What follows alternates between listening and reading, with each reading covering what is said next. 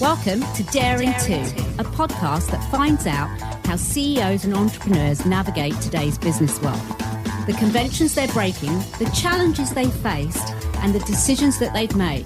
And lastly, just what makes them different. Well, today's a real honour. I'm lucky enough to be interviewing Damian McKinney. He has a background in front of him, which is to do not only with the brand that he's the CEO of, which is a vodka brand. So those of you that like vodka, make sure you do listen in, because there's more to the brand than just the drink. So he's the CEO of the Stoli Group, and behind him is a map, I guess, a very important sort of recognition of what's going on in Ukraine. There is often a thought that when we think of vodka, we think of Russia. I've spent quite a lot of time in Ukraine myself in my former career, and do like vodka, but yes, it does often think about Russia. And so it's quite an interesting time to be the CEO of a company where people might be misinformed about a brand's origins and actually where it is today. So we are obviously going to talk about that.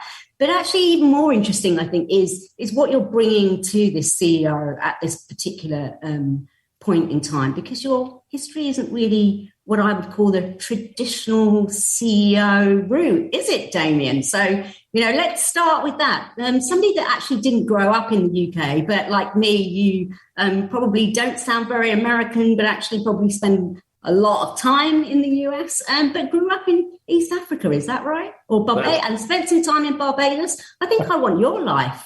Tell me a little bit about that. Because it's true, I think, that early sort of childhood or early sort of experiences sort of guide you. You've been really passionate right now about what's going on in the world. It's really important for CEOs to be making a stand on issues that go beyond their brand today. And you're one of those kind of forefronts.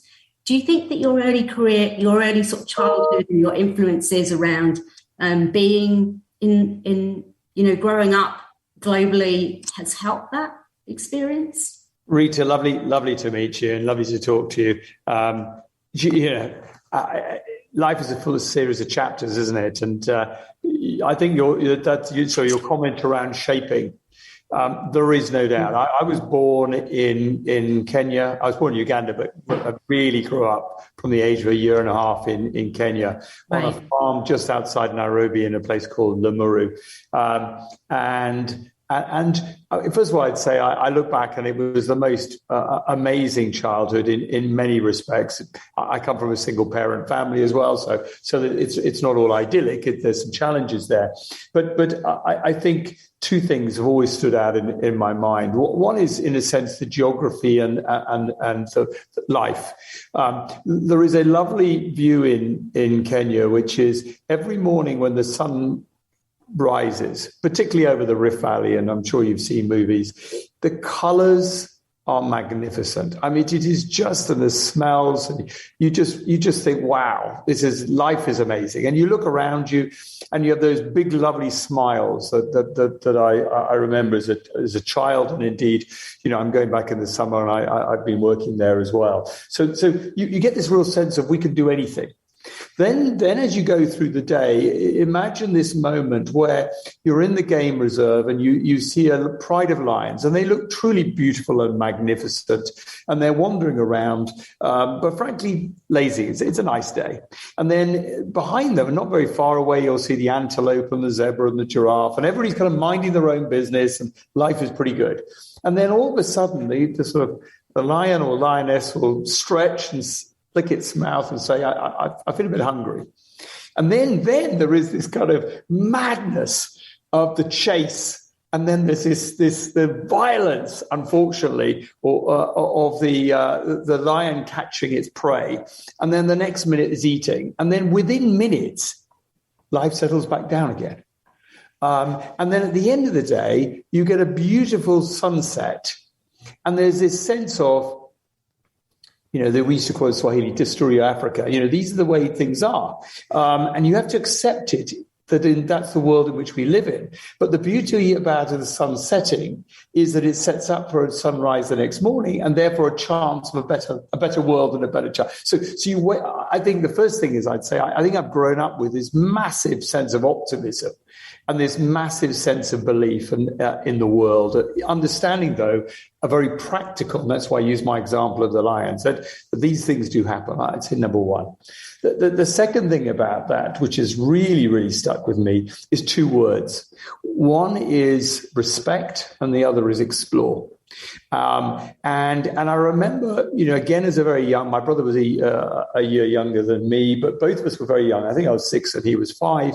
And one of the sort of the team on the farm, one day this individual turned up, lovely old man, amazing man, and he had 2 sacks, 2 canvas sacks, and in one sack he had a python snake, and he took it out and said, this is all about respect. And he said, when you're on your way to market, and you walk to market, typically in bare feet, if you see the python, it's okay.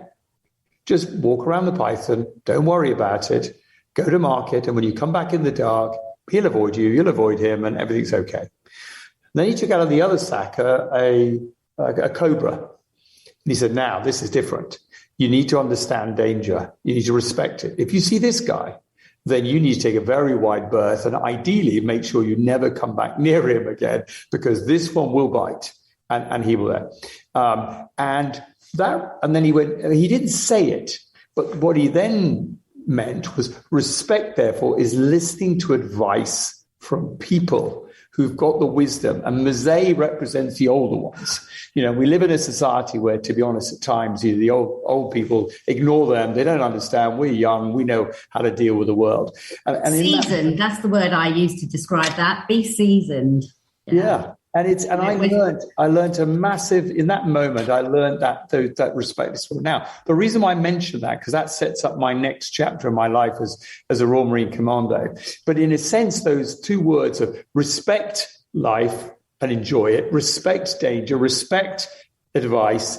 But that once you understand all of that, then this world is for you to explore and really push all the boundaries.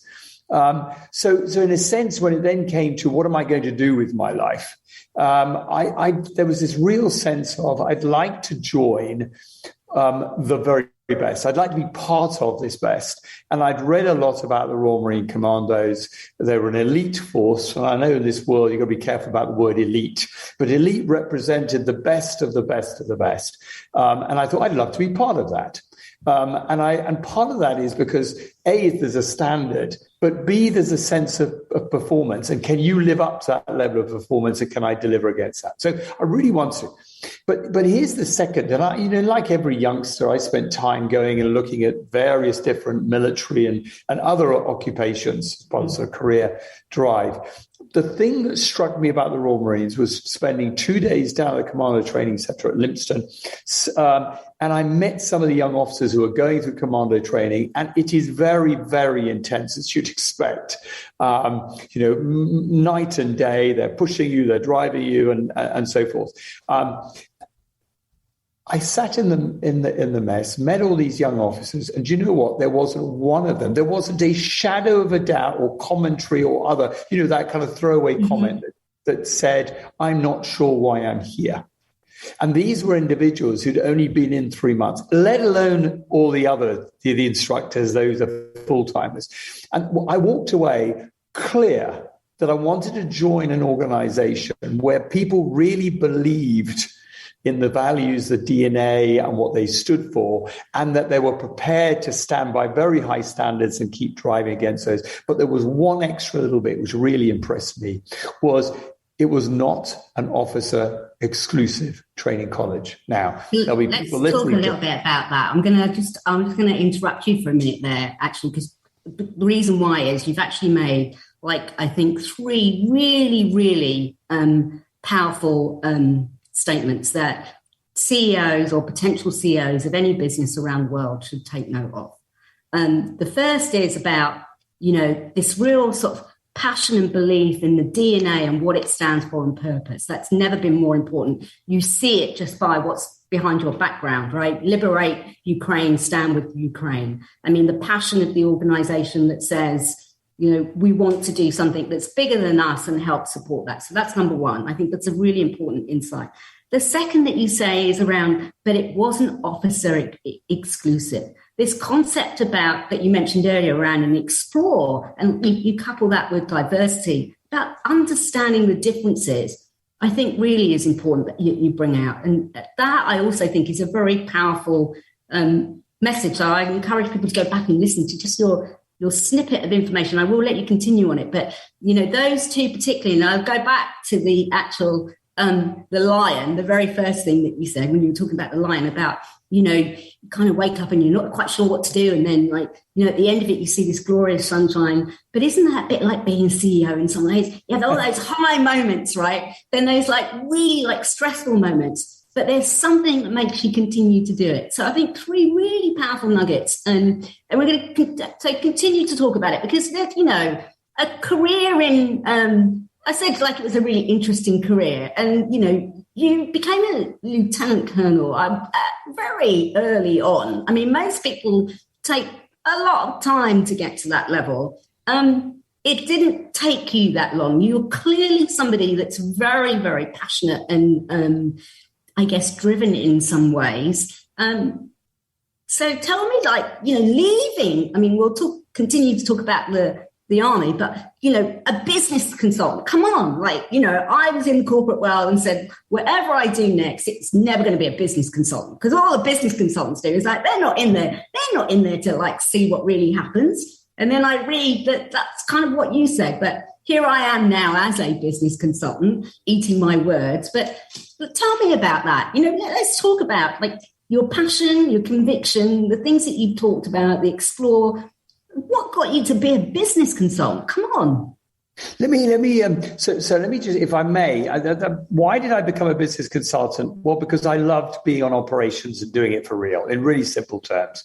I joined the Royal Marine Commandos to go on operations and to participate. And I was fortunate enough, no, nobody will ever say they're fortunate to go to war, but I was tested, whether it was Northern Ireland, whether it was several years hunting down drug runners in Central America, whether drug lords, or whether it was the Gulf War or subsequently Bosnia, etc. I spent a lot of time on operations, and actually, one thing because I love being on the front line, I love doing that. I think I was reasonably good. And in a way, what that points to, and if you're really going to give advice to anybody, young people to start with, is do what you're really passionate about. Your comments is exactly right. And I truly loved it. But why did I really love it? I just want to finish this point here, because it points in a sense to the sort of organization that I would want to be part of, and therefore I'm CEO of today, which is an organization which is team-based in the first instance. I mean, I'm really talking about team. I'm talking about a diversity. Those people who join the Royal Marine Commandos, whether they join as a Marine or as an officer, go through a form of a selection. It is both physically demanding and mentally demanding. But what they're looking for, and they often refer to this as the sort of 0.1%, they're looking for people, frankly, from all backgrounds. I mean, it never ceased to amaze me how people came from, whether it was a grammar school, state school, or public school, came from the north, from the south, different. I mean, literally huge diversity. And yet we had a common view of life. And that common view of life was, number one, was we wanted to be the best and perform at that level, but we wanted to do things that actually made a difference. So just the idea of just going and doing an event or participating in conflict for the sake of conflict or otherwise, that was anathema. We want to know, why are we doing what we're doing? So there is this sort of concept of a just war in a way. We really were. The why was very important to us. But the second aspect of this team was it was led by people who were expected to, first of all, lead by example. And secondly, often you have this term of servant leader. Mm-hmm. which was really important. So at no time was anybody given any courtesy because they had the authority. They were given the courtesy because they had the responsibility. Very different. And the thing that shocked me most, if I sort of pivot across to the commercial world, I mean, by the way, I made the decision, I was a young, reasonably successful officer, who'd benefited because I was passionate.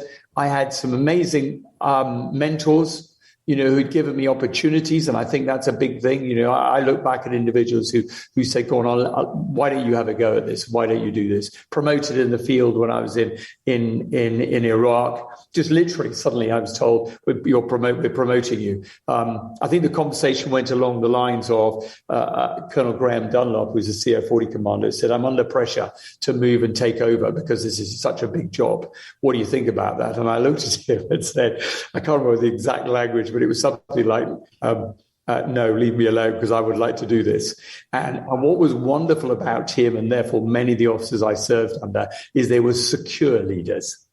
So they didn't have egos. They didn't have to feel. So I'll never forget. He said, okay, I thought that's the case. Go on, you do it. You can do this and be promoted. So I benefited from all of that. So I literally, as a kind of 35-year-old, sat in a bar in Norfolk, Virginia, and just worked at what am I going to do for the rest of my life? I love doing this, but I've been promoted quite quickly. I think I've got 4 more years of excitement, and then I'm probably going to end up very much sort of political leader in a big headquarters. That's not to say that the generals don't do a great job, but I never aspired to be a general. I just love the idea of being on operations. And I probably read too many Richard Branson type books to think, well, wouldn't it be great and cool to be an entrepreneur and be in business? So that was it. I made a decision. I resigned the next day. And within 6 months, I was out. And I thought, well, I'll be a consultant for a year. Focusing on business consulting because I think, I've designed strategies and I've executed them and so forth. And I had an initial business degree. And then I'll get a real job. That was the plan. And then 6 months in, I was working with a consulting, which at the time I was finding very frustrating because I couldn't see the value that we were adding. Don't forget. Can you remember the thing that you said to them? Because I did find that quite interesting. Well, I came out. Yeah, well, I'd come from a very mission-orientated environment. And the comment was, you need to understand it's about a revenue stream. And I was shocked, I suppose, from a values perspective. But I thought the idea here was to deliver an effect. So that was my sort of first warning bell. And then the sort of second warning bell was, there was a chap called Martin Akers, who was a director in corporate banking, who's gone on to be a very good friend and friend. But you have these critical moments in your life where people give you advice. And I remember him saying, I was involved in a project, and I remember him looking at me and saying, Damian, you look really frustrated. You look like something's not right. You're the sort of person who's always smiling and happy. I said, you're right. I said, I embarked on this new life thinking I'd be excited, we'd be entrepreneurial, we'd be taking the world on, and yet I'm bored. And he said, what do you mean? I said, do you know what? It's incremental. I said, nobody is doing anything that's really breakthrough. I hear all this, let's be breakthrough, let's break all, blah, blah, blah. See, but it's all incremental. Frankly, you're all stuck in making sure you're delivering your bonuses. You've got a target of 7%, you're at 7.5%. There's no risk, you're all risk averse, etc. And do you know what was amazing? He said to me, Damian, what do you think we could really do? And I said, well, the first thing is, can we just start by saying, imagine what we could really deliver? Mm-hmm. Forget all this business as usual. Get a bunch of people together and say, your team, and say, forget everything. What could we really achieve? And he said, what do you think? I said, well, you could at least do 18%. And he said, what, in a year? I said, no, in 6 months. And he said, okay. Why don't you work with me? We did 32% increase in 6 months. And do you know what? None of it's complicated. Business is not complicated. Life's not complicated. The first thing we did was put a stake in the ground, a bit like Kennedy's Let's Put a Man on the Moon, and challenge ourselves and say, wouldn't it be great to achieve at least 18%? That's okay. You've got to put that stake. And it's I find some of these statements which have no date in it. as just, dreams. No, we put it in. This was our commitment to ourselves. Secondly, it's, okay, let's work out a plan. Because the second thing that, Royal Marines, they taught me so much. One of the big things they teach you is, frankly, you could be the fittest, strongest person in the world and then get shot in the first 2 minutes because you're daft, you don't think. So the most powerful weapon you have is your brain, is your ability to not only think, but secondly, is link all the other teammates together and create a supercomputer. So in that particular case, let's really think through what is our plan? What could we really achieve? Then agree how we're going to work, basically your culture. So get a team together, you share a common culture, common way of working, you have a common destination, and you're very clear on how you're going to get there because you've worked it through together, and then just get on with it. Track it. And inevitably, things are going to go wrong. We used to talk about, no plan survives first contact with the enemy or that first bullet that flies. It all changes. It does change, but the mission doesn't. You adapt. You're very dynamic. And again, how do we do that in business? As I said, we achieved 32%. Now, what that then led to was Martin saying, Damian, why don't you do this for real? And that was the moment when I thought, okay, I'm going to set up a consultancy with a friend at the time, and we're going to set off. And I remember literally the May 1999 when we set it off. Somebody said to me, "What's your future?" And I said, "In 10 years' time, we'll be a truly global company, and we'll have offices around the world." And I'm bald. In those days, I had some hair. Right, here we go. And I'm sure people, they kept patting me on the head.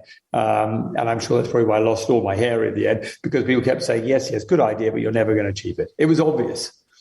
But 10 years later, we did. We had offices all around the world. We had established a pretty good reputation. And I sold it 4 years ago to an American listed company as a global company.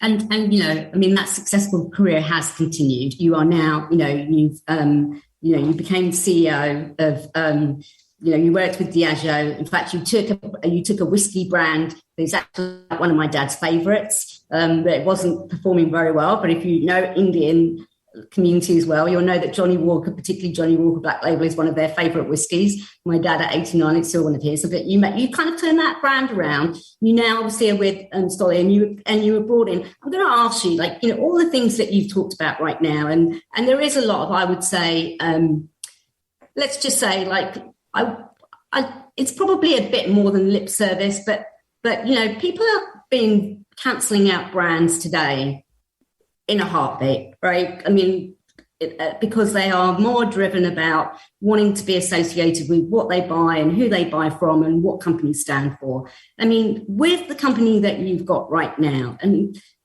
it must have been very hard for the people, we've seen a lot of people sort of react, obviously, to associations with Russia, the mindset that goes, well, this is a vodka, it must be Russian, therefore, you took a very bold decision, right?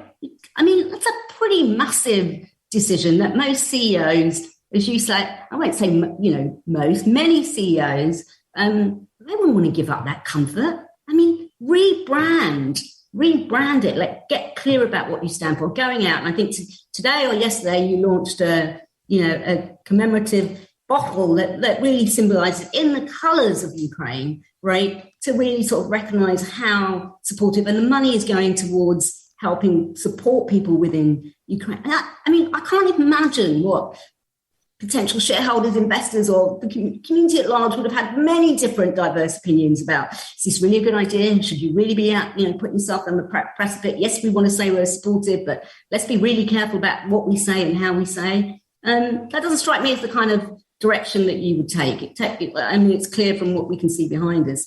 But tell me what it's been like for the company over the last several months, right? The last few months. Yeah, no, Rita, look, it's a great point. And in a sense, and thank you for asking the question you asked earlier on, because, we learn from our past. We definitely do. It shapes us, and in a sense, you get a chance. So I feel a bit like with Stoli that I was given a chance in October 2020 by youre to take all of that and how do you now transform an amazing company, an amazing brand into something really great?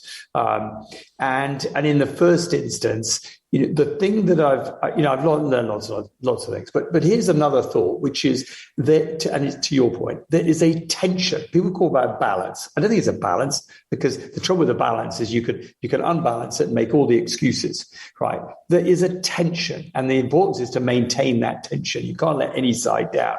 And the tension is simple. How do I create a really well-performing business, generating profit and cash, because that's the oxygen for further growth and for your people and everything else, whilst at the same time doing it in the right way, in a good way, where you're really making a difference. And many people refer to that right-hand side of the balance, if you want to call it, or the tension in my case, is what many companies call corporate social responsibility, the license to operate, sustainability, etc. Yeah. And over the years, I've had many CEOs make grandiose speeches, but when it really comes down to it, and I think I mentioned this to somebody the other day, it's a bit like soldiering. It's really easy when it's nice warm weather to tell everybody how brave you are, and how you would respond at 3 o'clock in the morning when you're freezing cold and tired and frightened and everything else. It's not quite the same. It really does. You've got to dig very, very deep in those situations. But you've got to be able to do it. You've got to be able to do it in order to deliver the mission.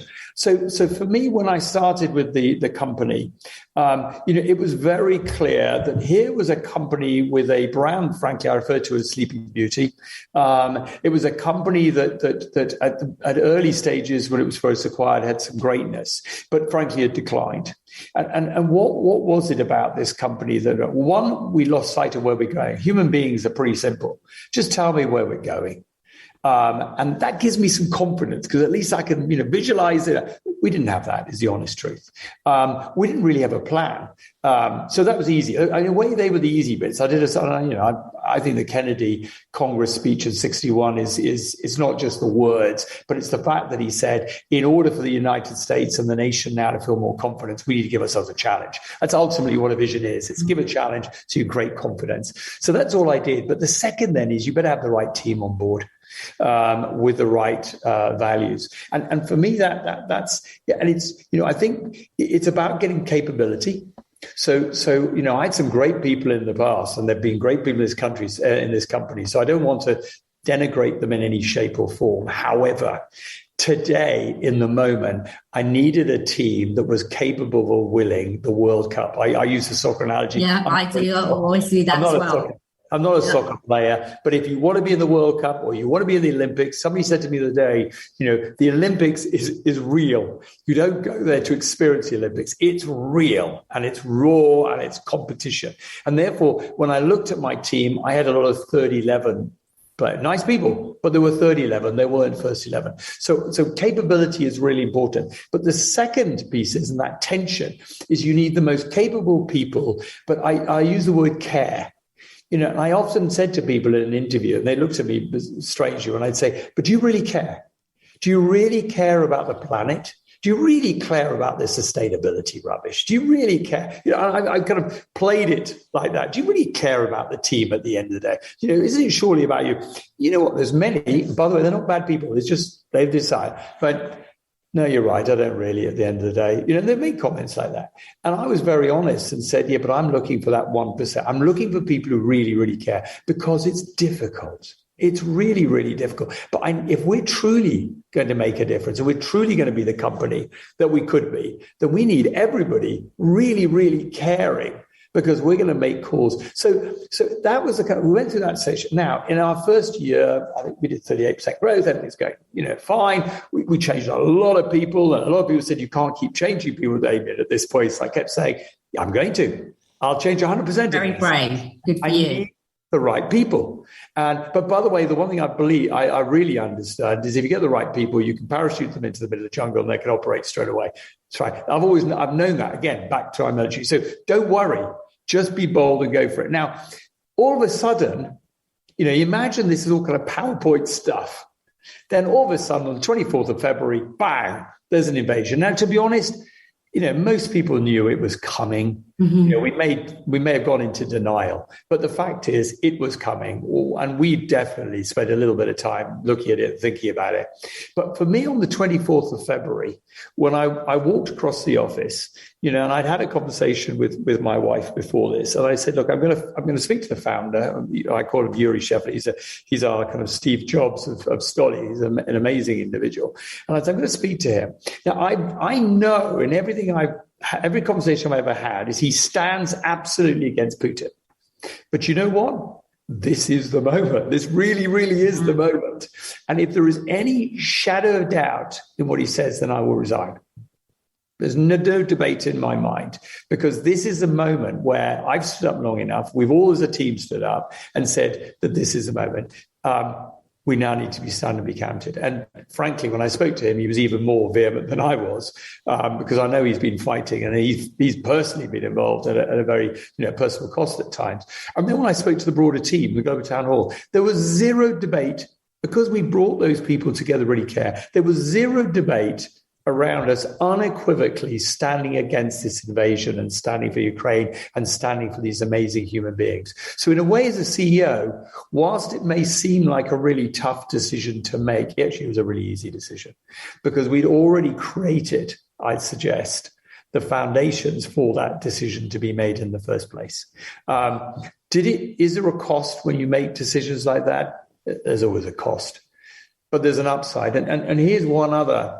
I'm probably sort of full of stories. I apologize. But one of the things I learned very, very early on and continued to be repeated through my military career was there's always the right decision.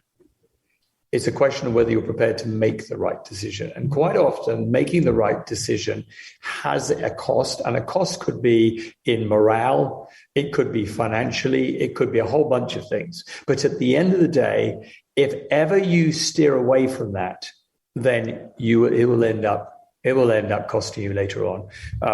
And if I just give you one, it's a crazy example, but I give you one. At the age of 13, I started a new school. It was a boarding school, and I remember turning to my year and saying, "Look, we were all talking about how awful it was that the 18-year-olds were allowed to walk around in non-uniform on a Sunday, and we had to wear uniform." Probably many people, can think about that conversation. Anyway, there we are, 5 years later. We are now the 18-year-olds. And I remember turning to the same group of people and saying, this is our moment. We're going to change it. We can change the world. We're in a position now. We can do this. And do you know what? All of them said, but it's different. We didn't understand. And so one is a kind of sense of privilege, and it's different because we want to enjoy this. And by the way, it's too difficult a decision to make, etc. Anyway, and I remember saying, we said it was wrong then. So why is it right now? It's still wrong.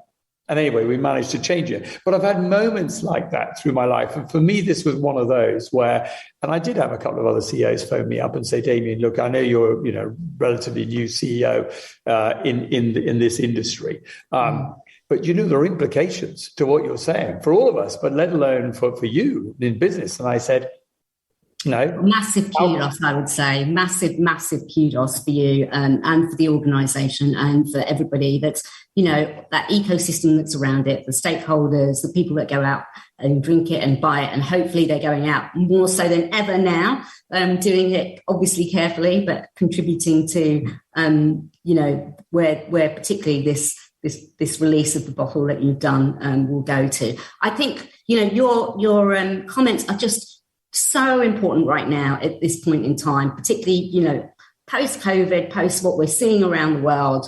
We're seeing right now as we go into the US, it's proxy season is hitting. We're seeing shareholders and investors going, we're a bit tired of this box ticking stuff that you guys do, like the sort of the rhetoric.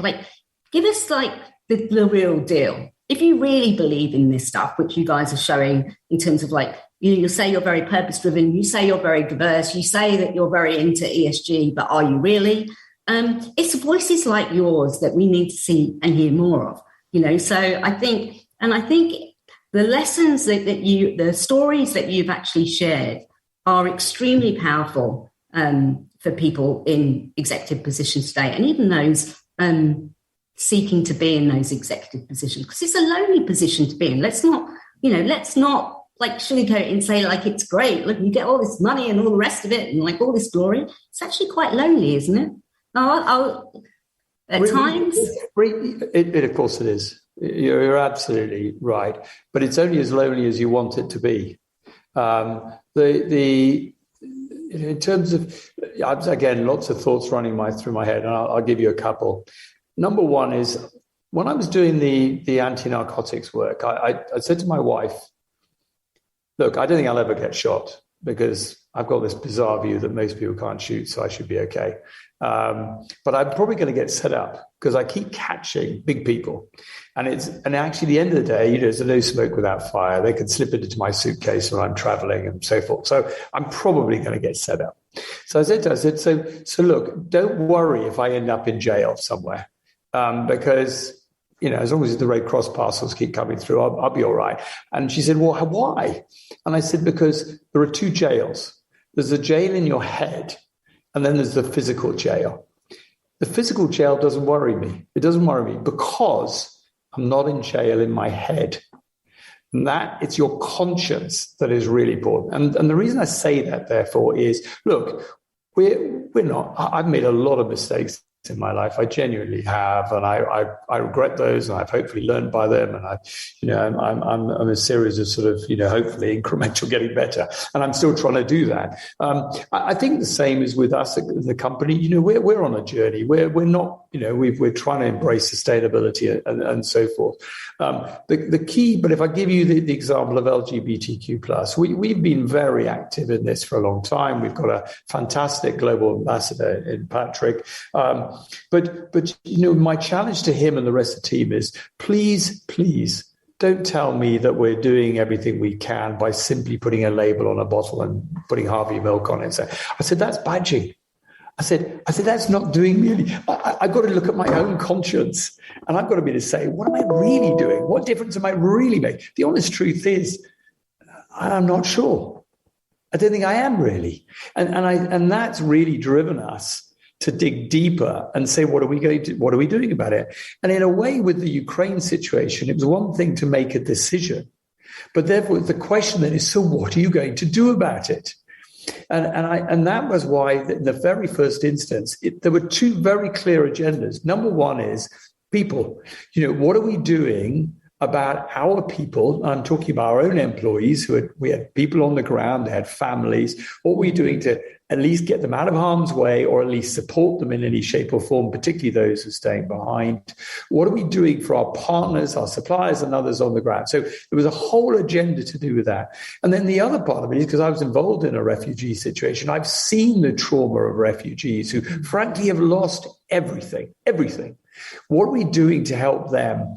And this is winter, by the way. And therefore, for me, trying to find the right partner, and it needed to be not just this, what I call satisfaction charity, where you hand over, you put your money in and you walk away patting yourself on the back and say, really wonderful. What are we doing to really help? And that's why I loved Jose Andres and the World Central Kitchen, because the way in which he does it, he thinks about nutrition rather than just handing food over. He thinks about nutrition in the sense of morale as well as well-being, but he also thinks about the people providing it. So what he'll do is he'll go to restaurateurs, who, by the way, don't have a restaurant anymore. He'll go to people, the suppliers, and by the way, somehow farmers always seem to keep producing. And what he'll do is he'll pay them to actually provide. So he's maintaining, one, their self-esteem, and two, a market economy. So he's doing it in a very independent rather dependent way. So for me, that was a really big piece of helping the sort of people side of it. The other side of it was, how do we keep, in a sense, Ukraine on the agenda? And how do we continue to support? And that's what really, literally, I think it was, the invasion was on the Thursday. On the Sunday, I spoke to Tim, who's our head of global innovation, said, Tim, can we get a bottle out within the next 3 weeks where, one, we obviously provide money to World Central Kitchen and support, but two, we also do it in a way in which we keep the flag flying. Because we also know that very quickly, it'll be page 3 of the newspapers. Nothing will have changed fundamentally. People are still being bombed and killed and so forth, but we're not careful. It goes off the agenda. We have a human responsibility to keep it there. So absolutely, that's why we drove this. And then, frankly, the rebranding was an organic decision. The team and the rest of us said, look, we need to put a bit of distance between us and Putin. Not the Russian people, and I've said that many, many times. I've got some lovely Russian friends. Our recipe for what I believe is truly the best vodka in the world. I'm not going to give that up. Yeah. In no way I'd ask anybody to give up their families and where they come from and what they stood for. Never. But what we can't do is have any association with Putin and his henchmen and so forth. So for me, it was a very simple, with the founder decision and with the rest of the team, which was, let's just take off the Chennaya. Let's make it really clear and simple what we stand for and who we are, hence the rebranding against Stoli. Damien, it's been, I don't know what to tell you. And so much that just warms my heart to hear of CEOs with the vision and the passion and actually the boldness and courage that you have and showing servant leadership as it truly is. So, I hope that this goes viral because this is one of the best, I think, for CEOs, potential CEOs, entrepreneurs, young, old, seasoned, whatever we want to call ourselves, to really listen to. And, I will say it's something I've learned from living in the US, which we haven't tended to do in the UK, which is to say thank you for your service because, that is important. It's always struck me how people in the US do thank people that have served in the forces in some way, because that's, that's a very important role. I would love to continue this conversation. We may get you back on to talk about loads of other things because there's so much you could add. And I've got loads of other things that you should be doing. Like if you haven't written a book, make sure you write one soon. But before you go, if people want to know more about Stoli, about what you're doing as an organisation, if they want to know more about you and about some of the efforts, what's the best way they can get in contact with you? Two things. Just go to Stoli website.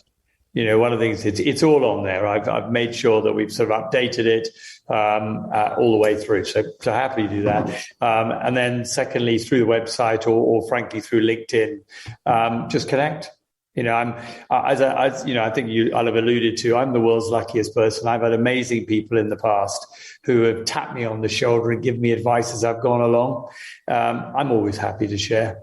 And I wish everybody the very best of luck in their own endeavors. But please, let's make this a better world. And I think if I may say, the tragedy of Ukraine, sometimes out of tragedy you get the sun will emerge. And I'm certainly reflected. I hope most people have reflected, on what does it take, as particularly as leaders, and this is you're focusing on CEOs, this is your moment. Let's not wait for governments to put sanctions on and other politicians to tell us what to do. We have the opportunity, if we behave in the right way and we deal with that tension in the right way, we have the opportunity to make this world an amazing place. That's exciting. I'm speechless. It's a great way to end. Thank you so much for giving up your time today. I know how busy you are and how much the company is doing. So we really appreciate you being on the show. Thank you very much. Thanks, Rita. Thank you. Lovely to speak to you. Thanks for listening. Enjoyed the conversation? Make sure you subscribe so you don't miss out on future episodes of Daring 2. Also, check out our website, dareworldwide.com, for some great resources around business in general, leadership, and how to bring about change. See you next time.